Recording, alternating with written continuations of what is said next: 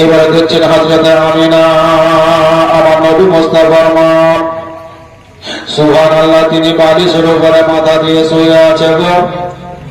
হযরতে আমিনা রাদিয়াল্লাহু তাআলা আনহা উবুর হয়ে শুয়ে আছে। হযরতে আব্দুল্লাহ রাদিয়াল্লাহু তাআলা আনহু তিনি বাড়ির ঘরের ভিতরে যাওয়ার পরে দেখলেন একটা বালিশেই তিনি মাথা দিয়ে শুয়ে আছেন।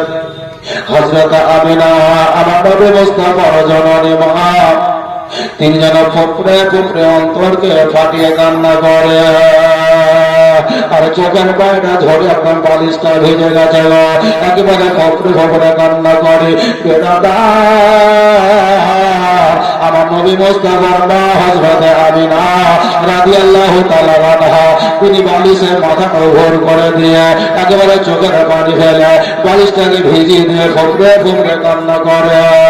হযরতে আব্দুল্লাহ হযরতে আমিনা রাদিয়াল্লাহু তাআলা আনহার শরীরের উপরে হাতটা রাখার পরে তিনি বুঝতে বা জানতে পারলেন যে হযরতে আমিনা যেন ফুপড়ে ফুপড়ে কান্না করে, শরীরটা যেন দুমকে দুমকে হেলে যাচ্ছে, আর ফুপড়ে ফুপড়ে কান্না করার অবস্থা হযরতে আব্দুল্লাহর কর্ণপহারে চলে এসেছে। আমার নবীর মা হযরতে আমিনা তিনি যেমন ভাবে কান্না করছিল, আমার হযরতে আব্দুল্লাহ রাদিয়াল্লাহু তাআলা আনহা হযরতে আমিনাকে তিনি বলছেন, বলে আমিনা গো, ওগো আমার বিবি, তুমি আজকে কেন কান্না করছো বলো?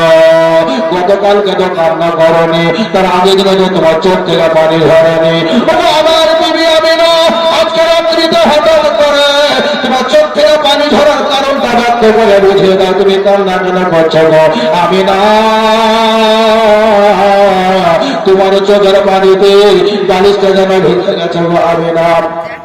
চোখের পানি ফেলার কারণটা তুমি বলো, কান্না করার বিষয়টা তুমি আমাকে জানিয়ে দাও, কেন বা কান্না করছো তুমি আমাকে বলে দাও। আর যখনই কথাটা বলা হযরত আমিনা রাদিয়াল্লাহু তাআলা আনহা আর উভর হয়ে শুয়েছিল বাবা, হঠাৎ করে বিছনা থেকে সুবহানাল্লাহ, বিছনা ঘুম থেকে নয় করে বিছনা থেকে উঠে তরপে তিনি বসে গেলেন, আর হযরত আব্দুল্লাহ রাদিয়াল্লাহু তাআলা আনহুকে জোরে যেন ধরে নিলেন। নবী মুস্তাফার মা শুধু কেঁদে যায় কেঁদে যায়। হযরত আব্দুল্লাহ নবী মুস্তাফার মা আমিনার মাথায় হাত রেখে বলছে, বিবি রে, আমি কি তোমাকে কোনো কষ্ট দিয়েছি রে বিবি? তবে আমিনা, আজকে তুমি কেন কান্না করছো, তুমি আমাকে বলে দাও। নবী মুস্তাফার মা হযরত আমিনা পিতার সামনে হযরত আব্দুল্লাহকে কি দিয়ে বোঝাবেন তিনি, আর মুখে কথা বাইর হয় না, বলতে পারে না। কিছুক্ষণ পরে হযরত আব্দুল্লাহ যেন আমিনাকে জড়িয়ে ধরল, আবার নবীর মা আমিনা শুধু কেঁদে যায়। আব্দুল্লাহ বলে, আমিনা রে, তোমার বাপের বাড়ি হলো মদিনা গো, আজকে তুমি মক্কাতে আছো, তুমি আমাদের ভরসাতে আছো গো, আজকে হঠাৎ করে তুমি কান্না কেন করছো বলো? হযরত আমিনার কলেজা চুর চুর হয়ে গেল। স্বামী গো, শুধুমাত্র কয়েকটা দিন হলো আমার সঙ্গে আপনার বিবাহ হওয়া, আমার শরীর থেকে হলুদের গন্ধটা ঘোরা মেটে নেব স্বামী। আপনি বিছনা থেকে উঠে গেলেন আমার শ্বশুর মাতার নিকটে, আজকে রাত্রিতে দুজনে কি কথা বলা হলো এটা আমি সব শুনে নিয়েছি গো, আমি সব জানতে পেরেছি। আমার শ্বশুর মশাই আপনার আব্বা আপনাকে বাড়িতে আর রাখবে না, আপনাকে সন্দেশ পাঠিয়ে দেয় ব্যবসা করার জন্য। এদিকে আমার কলেজা ফেটে গেল। আল্লাহুম্মা সাল্লি আলা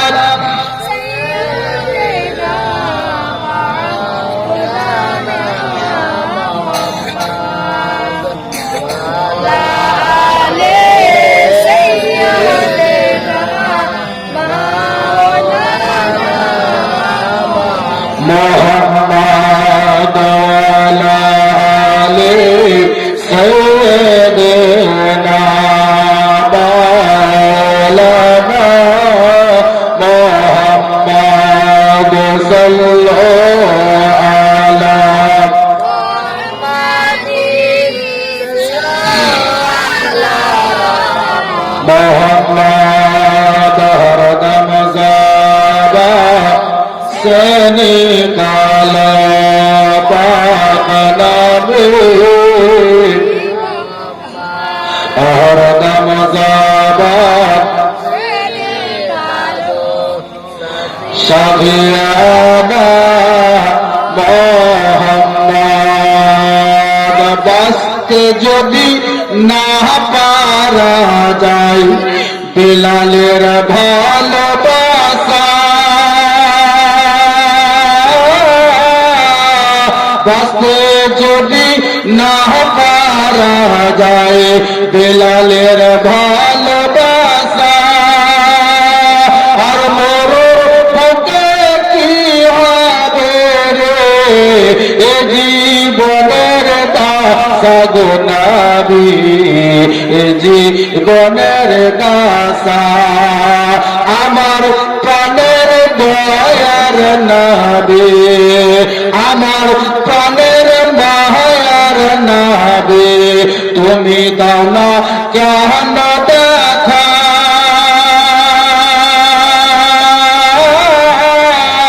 ও জীবনে আর কত কাল কান্দ আমি আকা গো নবী থাকবো আমি আকা জোরে বলেন সুবহানাল্লাহ শেষ কথাটা বলে দিল হযরত আমিনা আমার নবী মুস্তাফার মা নবীকে গর্ভে নিয়ে তিনার স্বামী হযরত আব্দুল্লাহকে জড়িয়ে ধরে বলছেন স্বামী গো আপনার সঙ্গে আমার শ্বশুরের কি যুক্তি হলো আমি সব শুনে নিয়েছি আমার শরীরে এখনো হলুদের গন্ধটা যায়নি গো শুধুমাত্র কয়েকটা দিন হলো আপনার দাম্পত্য জীবন শুরু করেছি আমি আর আপনি সামদেশ চলে যাবেন গো স্বামী আমি যেন কার ভরসায় থাকবো